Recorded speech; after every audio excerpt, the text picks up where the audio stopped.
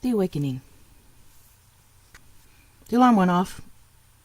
I got up, turned on the news, went to the fridge, brought back a bag of chocolate chips to my bed, and finished off the bag as I listened to the morning news. The chocolate chips are my go-to food, something I use to blackmail myself, to get me to the office. Yes, I admit it. This is not a healthy or encouraging start to the day, but one I've taken up recently. I think back to my midnight plea for guidance. I think back to my youth. Being an identical twin, I felt like I was always on display. And in my shyness, I didn't want to be in the spotlight. As I grew older, I felt more and more comparisons, criticisms, harsh judgment, and negative attention came along with that spotlight. I remember my first real job. The owner of a family-owned bank was a very hands-on president, especially when it comes to the women he employed. He'd stand very close to them, look down their blouses.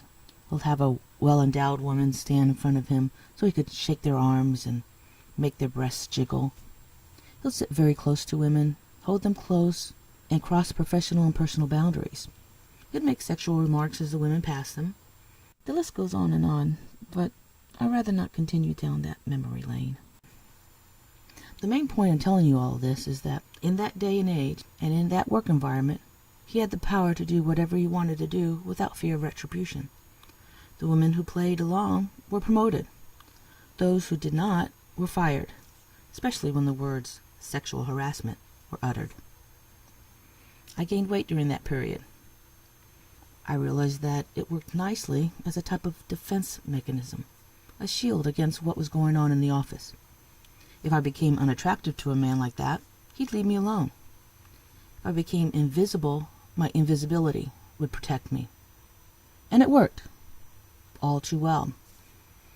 I was able to hide from him and everyone else, including myself.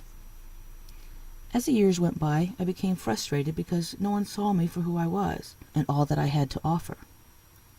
Now, in my old age, I've resigned myself to my situation. I've given up because I believe that it's too late for me. I've convinced myself that I no longer care. But after last night, I've realized that I've been lying to myself, simply because it's easier to lie than to acknowledge the truth. The truth is, I want to be seen, I want to be heard, and to be taken seriously.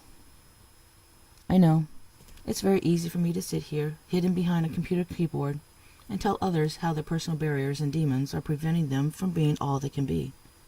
But it's quite another thing to put my theories to the test, and work at breaking down my own barriers that are holding me back. And no matter what I try to tell myself, it's not my weight that's holding me back. It's not my age that's holding me back. I'm just hiding behind those things. I've decided that today I'm going to take that challenge and dare to be seen.